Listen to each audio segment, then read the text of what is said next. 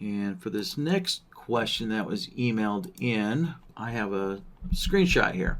This question here is about setting up two different flatten conditions there, right? So there's going to be one flatten condition here that's only valid for the first bar of the trade, right? And let's see, yeah, that's right. So actually, let me go back to the email just to make sure. All right. So I do have some text here that goes along. It's basically the same as what we're seeing in this image here. So let me pull text in there. So the first exit condition is just a stop loss. Let's see here.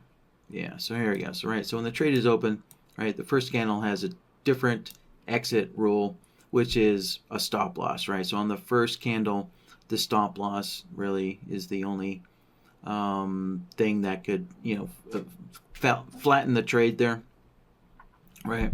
But then after that, so starting on the second candle is when we're gonna, obviously, the stop loss is still going to be there, but also we're going to be looking for two candles. There we go. Okay, so it's right here. So exit is when we have two consecutive candles in the opposite direction, right? So that exit rule should only be enforced on the second candle of the trade, or the second bar of the trade there. All right. So here we go. So here's our arrow showing, right, the entry order there. And so on that first bar, only use the stop loss, and then after that, look for two bars in the opposite direction there, right? So once we get to the second red bar there, then that will initiate a flatten command there and close the trade out. Let's see, I'm going to keep my simulated data feed here because that does make it a lot quicker and easier to test for testing. So let's open up the order sets here and start building. All right, so I'm just going to go with a market entry and the stop loss.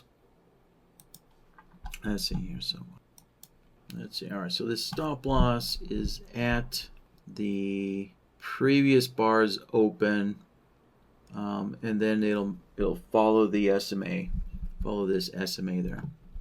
Let's get an SMA on the chart. There we go. All right, so setting up the stop loss there. I'm going to use, let's see, what should we use? I'll start by using the, no, sorry, not the swing low, the previous bar low. There we go. I'll start off by using that one from the quick list, and then go to the options tab, and on the initial placement, I will change the price from low to open. Where's open? Opens up top. There we go. The open was above. Yeah, so it's going to be the open of the previous bar. Yeah, so there we go. There's that. And then set up the trailing rules here so that it will start to follow the whatever moving average you want to use there. So, all right, so we'll have it trail this SMA 30 I've got on my chart. So there's no trigger. We'll just have it start trailing right away there. Well, actually, yeah, I guess just to be safe, we'll have the trailing wait at least one bar. So on the first bar, we'll just keep that stop loss at the open there. Let's see, where is the interval? There we go. So, all right, so we're going to use the bar counting as our interval. We'll just knock it down to 1 there. All right, then the action will be, right, to move that stop loss to the SMA. So we're open up the menu, and we're going to change the mode here from price to indicator value. And there we go. The SMA is already in there by default. So we just need to go in and change the period to 30. There, right? And there we have it. And then the repeat, we'll just set that to repeat indefinitely. There we go. So since we're using a moving average, an indicator, right? Indicators only update once per bar. So we'll just leave the repeat to, once per bar. All right. So there's not going to be any advantage to setting it to on ticks of movement, right? Because again, your SMA is not updating on every tick. It's only updates when that bar closes, right? So just be mindful of that when you're using the repeat rule there, that when you're using indicators within your trailing rule there, just be mindful that your indicators only update when the bar closes. So if you're using the ticks of movement, you're just overworking your CPU on your computer, right? So BlackBird will be trying to evaluate this trailing rule on every tick that the market moves, but of course it can't do anything because because your indicator hasn't calculated a new price or new value or whatever. So really BlackBird's just spinning its wheels, doing a bunch of calculations that go nowhere, right? That do nothing. So just kind of be mindful of that. So we'll just leave it on once per bar. There we go. So there's our stop loss. Set to the open, right, of a previous bar. There. And let's see.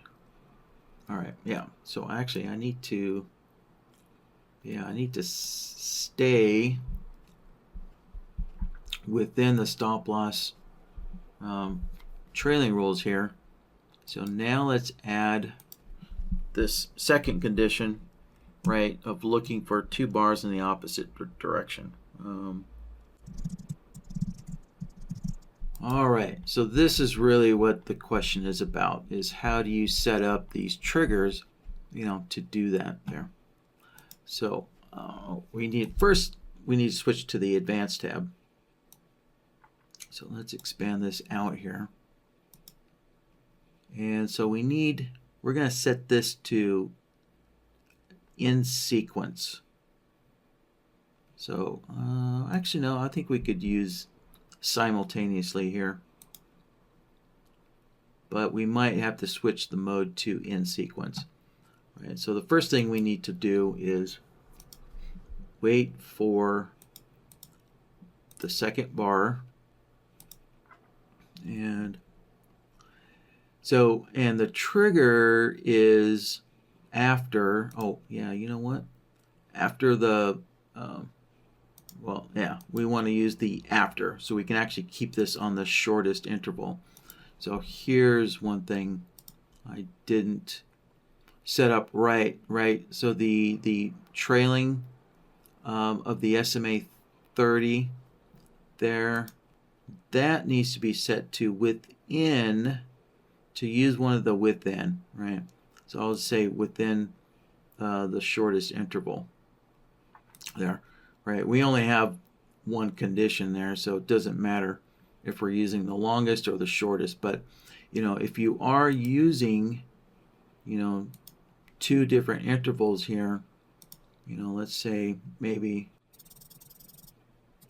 we have 2 bars or 5 minute interval there, 5, there we go, right? Then you can choose, all right, is this condition within the longest interval or the shortest interval, which one's longer or shorter, so you can choose between the different intervals that you might be using there. So, but since we're only using one, it doesn't matter. It's not going to be important. But making sure that this is changed to using the within and not the after, right? So by default, right, the after means, okay, wait until after, and let's put this back, wait till after one bar goes by, right? But no, we want, oh, actually, yeah, you know what, sorry, we do want this trailing to wait until after the first bar. It's not within. Yeah. So, yeah, let me pull this image back up here. Yeah, okay, so the exits, yeah, on the first bar is just the stop loss. So we don't need to place any kind of special criteria on that stop loss. Yeah, we only need to place a special criteria on this 2 bars in the opposite direction, condition here. The limitation on that is we need to make sure it's only evaluated on the second bar or afterwards. Yeah. So, all right. So back to the trailing of the SMA 30. Actually, I did not need to adjust anything. All right. So back to evaluating 2 bars in the opposite direction. So this one, yeah, we need to use the interval and, wait for the second bar there. I always forget, is it after the first bar or is it on the, is this considered the first bar? So, let's see. Yeah, so this might need some adjustment here. I'm not sure if this should be 1 or if it should be 2. Well, actually 2 would be, yeah, probably 2 is fine. Because I'm thinking that, yeah, you're probably not getting into a trade on a down bar, right? So you're probably getting into a trade on a bar that's in the direction of the trade. So, yeah. All right.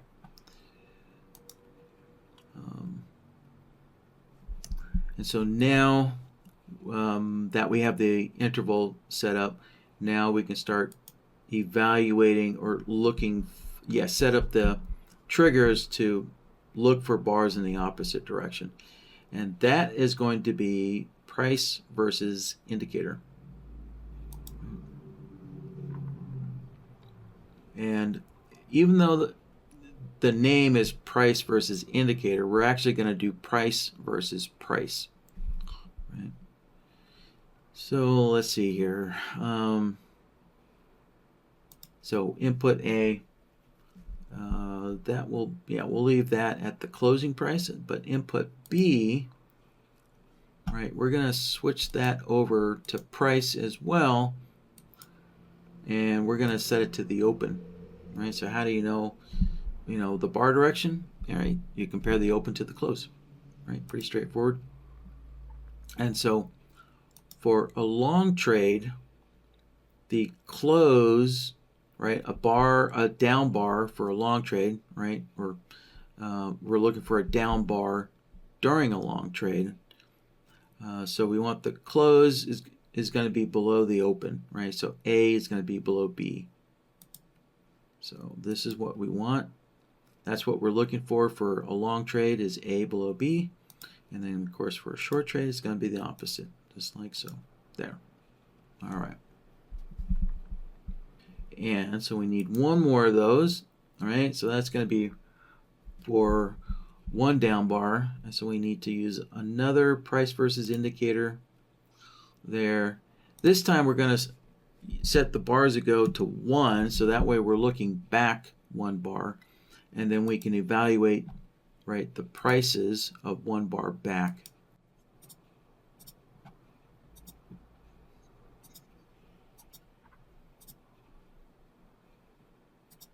Like so.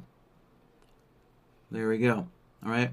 So the bottom price versus indicator, trigger has the bars to go set to 1, and then the price versus indicator in the middle here has bars to go set to 0, and then we have the interval set to 2 there.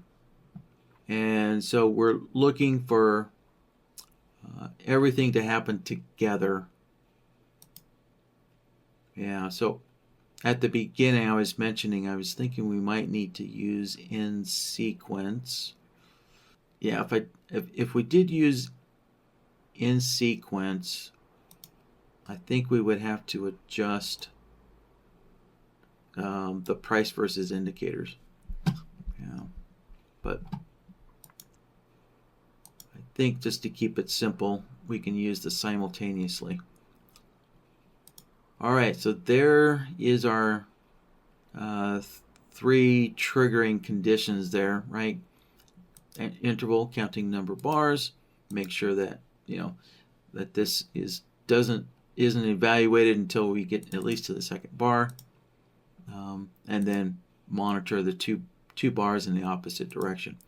Now the action, right? This is supposed to be an exit condition, or really technically a flattened condition. So we're going to change the type to flatten there, right? And there, obviously, if you're flattening a position, you can't repeat that action anymore.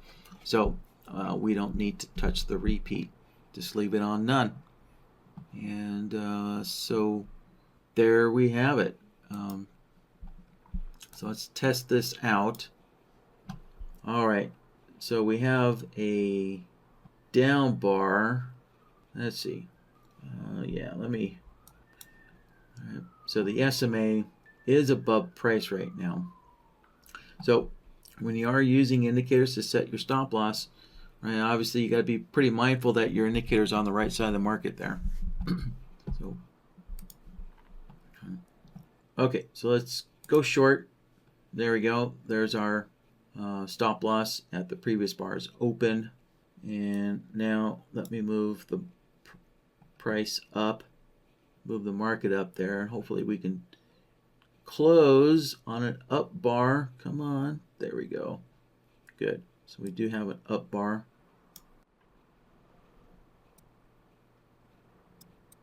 Oh, and I didn't get 2 up bars in a row. Ah, gosh dang it. All right. Let me.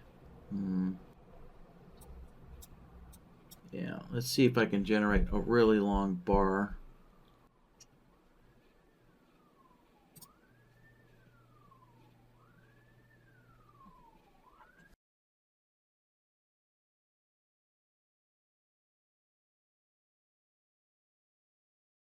Oh, and look at that. Our stop loss already started following the SMA.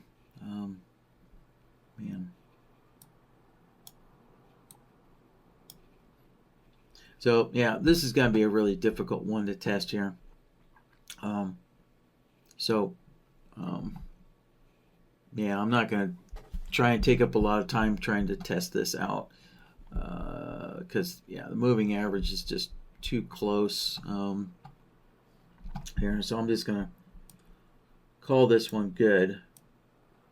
And so just be mindful here.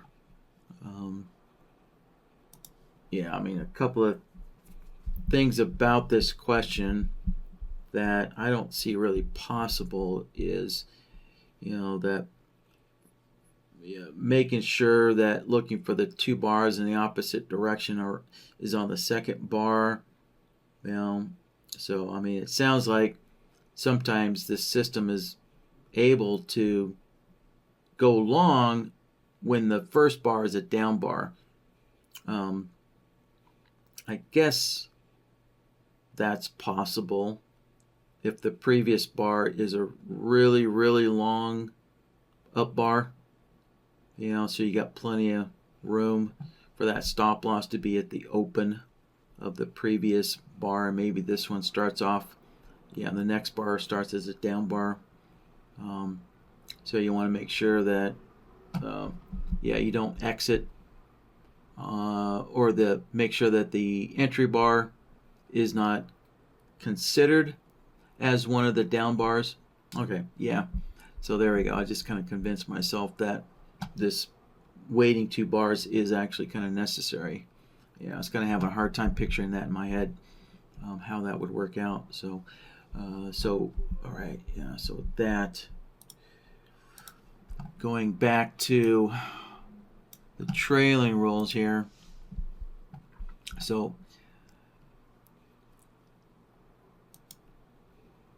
right. So something that's going to have to be experimented with is the number of bars here. And yeah, I think 2 is the correct number there, but you might need to set it down to 1 in case, let's see, 1, 2, yeah, so if this doji here was a down bar, right, and then we had another down bar, then we'd want that flatten command to execute on this bar here where my cursor's at. And so that'd be bar 1, and that'd be bar 2. Well, actually, no, the entry bar is bar 1. So, yeah, so actually, you know what? The number of bars might need to be set to 3. Yeah. So it might need to be set to 3. But I think if we leave it on 2, I think that will work. Again, to make sure that you don't get a flatten on the bar after the entry bar. Yeah, that's the important bar to test. Is right. So this long green one is the entry bar, and so I think the intention here is to make sure that there's that if the entry bar was a down bar, and then the next bar was a down bar, that you don't exit on the next bar. You want to wait basically until the third bar, right? So you get the entry bars number 1, then you have bar number 2, and wait for bar number 3 there. Yeah. So this will just take a little bit of experimenting there. I think 2 will work, but you might need to go up to 3. So, yeah.